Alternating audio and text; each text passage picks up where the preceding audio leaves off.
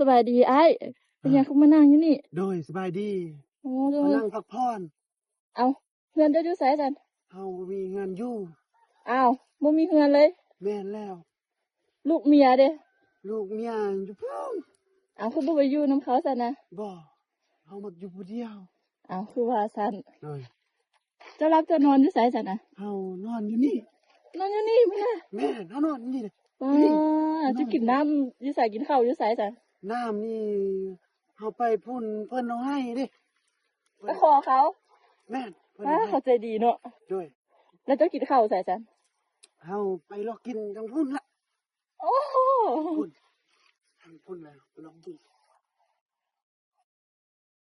เจ้าบ่หนาวอะเจ้านอนอยู่นี่ซั่น บ่อุ่นเลยนอนนี่อุ่น ตาย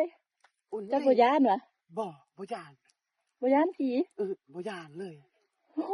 บ่ย่านหยังเลย